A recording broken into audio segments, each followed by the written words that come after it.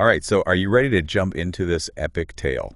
Always game for a little adventure. Let's do it. Awesome, because today we're tackling the ingenious gentleman, Don Quixote of La Mancha, which is quite a mouthful. It certainly is, and deceptively so. Don't let the title fool you. This book is anything but a dusty old relic. Right, you were telling me earlier it's considered like the first modern novel. It really is. Don Quixote's impact on literature is immeasurable. It's a foundational text that's still relevant centuries later. Okay, so for those who haven't met this ingenious gentleman before, give us the rundown. Who is Don Quixote?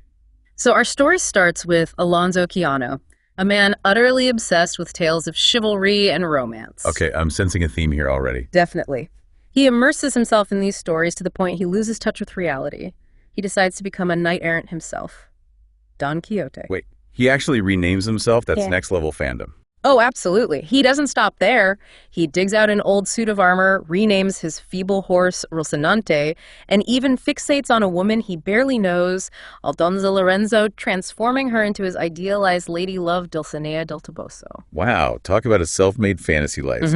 But doesn't this lead to some interesting situations? Our notes mentioned something about windmills. Ah, yes, the windmills. Yeah. That iconic scene perfectly captures Don Quixote's skewed worldview. Do you tell? He sees these towering structures not as windmills, but as monstrous giants, enemies he must vanquish. Oh, boy. Of course, to everyone else, he just looks like a confused old man attacking a windmill. It's almost heartbreaking when you think about it. He's so sure of himself, so driven by these noble ideals, but completely detached from reality. That's the genius of Cervantes. He walks this incredible line between humor and pathos. So how does that work? On the surface, it's a hilarious satire of chivalric romances, which were hugely popular in 17th century Spain. But underneath, it grapples with profound questions about the nature of reality, the power of belief, and what happens when those two collide. That's quite a combo. So Don Quixote is on this quest, driven by his delusions, but he's not alone, right? Our sources mention a sidekick, Sancho Panza. Ah, yes, Sancho Panza. He is the perfect foil to Don Quixote. How so? Well, for one, he's grounded, practical, and initially very skeptical of this whole knight-errant business. Sounds like the voice of reason. He is, but Don Quixote promises him an island governorship if he agrees to be his squire. An island governorship. Yes, so Sancho, ever the pragmatist, tags along. I can see where this is going already. Yeah. Classic recipe for comedic disaster. Well, absolutely. Imagine Don Quixote charging into battle against imaginary foes, while Sancho is just trying to get him to eat something or take a nap. They're like the original Odd Couple. But it sounds like Sancho's role is more than just comic relief, right? You're right. It's actually quite fascinating how Sancho changes as they journey together. Yeah. How so? Well, despite his initial cynicism, he starts to get swept up in Don Quixote's idealism. Wait, so he starts seeing the giants, too? Well, not literally, but he starts echoing Don Quixote's language, even adopting some of his mannerisms. Wow, talk about the power of suggestion. Right. He's still the voice of reason, but you can tell he's affected by Don Quixote's worldview. Huh. So it's like their dynamic adds this whole other layer to the story. Exactly. It makes you question who's truly sane in the end. Don Quixote with his unwavering idealism, or Sancho with his pragmatism. Or maybe it's somewhere in the middle. Precisely. They challenge and learn from each other, blurring the lines between sanity and madness. That's a question that I think we all ask ourselves sometimes in some way or another. For sure. And it's something that Cervantes explores brilliantly in this book. It sounds like this Don Quixote is more than just a story. It's like a reflection of the human condition. Absolutely. And that's why it continues to resonate with readers centuries later. It really makes you think about the nature of reality and how our perceptions shape our experiences. Absolutely. And speaking of blurred realities, we have to talk about this story within a story we mentioned earlier. Oh, right. The ill-advised curiosity. What's the deal with that one? This is where Cervantes gets really metafictional. Metafictional. Yeah, it's like he's playing with the whole idea of storytelling within a story. Okay, I'm intrigued. Tell me more. So while Don Quixote and Sancho are out on their adventures, they meet all these other characters. Okay. And these characters, they share their own stories. It's like these mini plays within the larger narrative. So like little stories inside the main story. Exactly. And the ill-advised curiosity is one of these stories. And what's it about? It's a deep dive into themes of love, jealousy, and the dangers of temptation. Sounds juicy. Give me the synopsis. Okay, so imagine this. We meet this guy, Anselmo, who is utterly convinced that his wife Camilla is the epitome of virtue. Okay. But here's the thing, he becomes obsessed with proving it. Proving it. How do you even prove something like that? Exactly. That's where things get messy.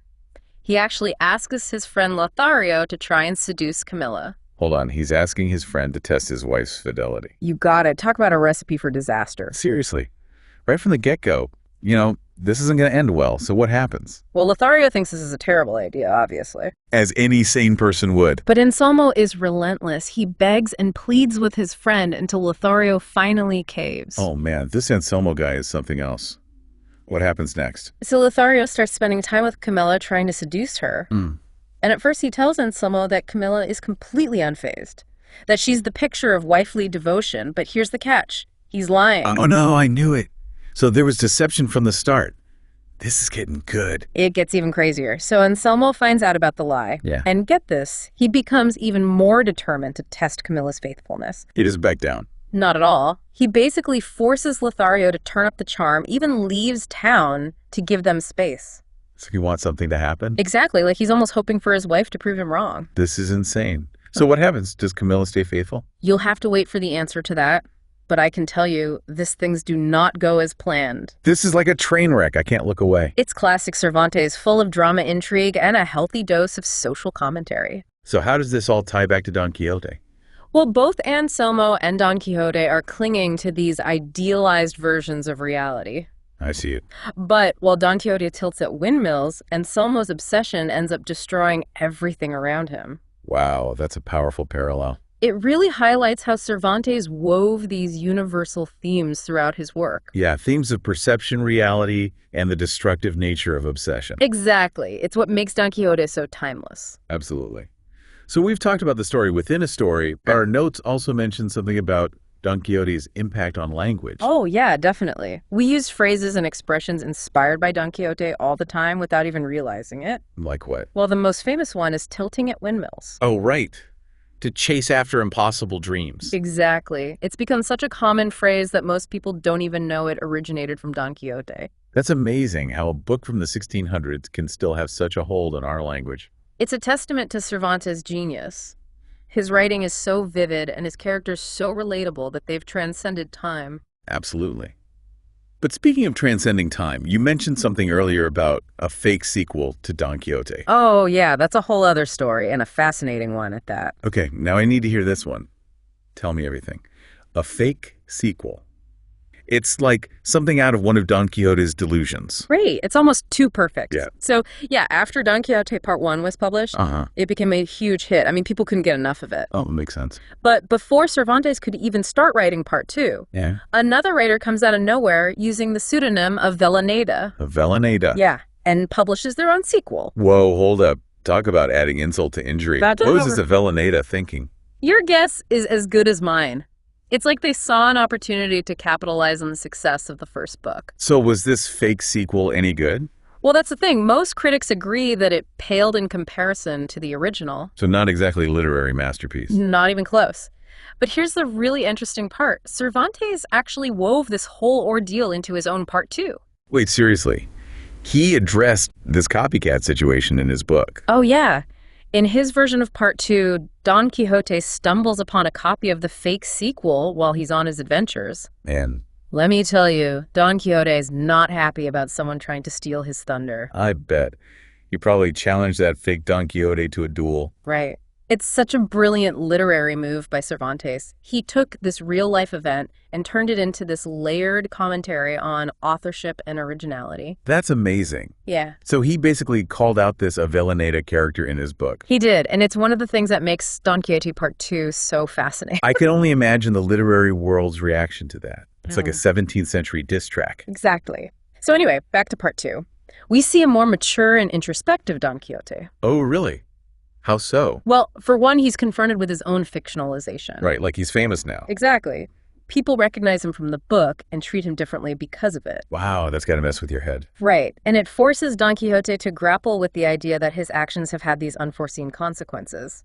It's like he's starting to understand the power of stories to shape perception. Precisely. And it's a theme that Cervantes explores with incredible depth and nuance. So in a way, this whole fake sequel debacle actually ended up enriching the real Don Quixote. You could say that it pushed Cervantes to delve even deeper into the themes he'd introduced in Part 1. That's fascinating. So after all these adventures, all these trials and tribulations, What ultimately happens to Don Quixote? Well, as we reach the end of part two, Don Quixote falls ill. Okay. And as he's lying in bed, he has this moment of clarity. Like he finally sees reality for what it is. In a way, he remembers who he was before he became Don Quixote Alonso Quijano. Yeah. And he renounces all the knight-errantry nonsense. Wow, so he dies as Alonso Quijano, not Don Quixote. Exactly.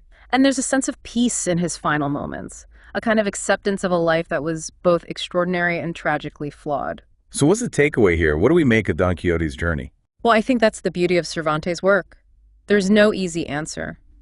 Don Quixote is a character who embodies both the folly and the beauty of the human spirit. He's a reminder that reality is often what we make of it. Exactly. And that sometimes the greatest adventures are those we create within our own minds. That's a powerful message. And it makes me want to go back and reread Don Quixote with fresh eyes. You definitely should. It's one of those books that stays with you long after you finish reading it. And it just goes to show that even a fake sequel can't diminish the power of a truly great story. Absolutely. Don Quixote is a testament to the enduring power of literature to challenge, inspire, and entertain us. Well said. And with that, I think we've reached the end of our deep dive into Don Quixote. It's been a wild ride. To say the least. A huge thanks to you, expert speaker, for guiding us through this epic tale. The pleasure was all mine. Until next time, adventurers keep exploring those dusty old bookshelves. You never know what treasures you might find.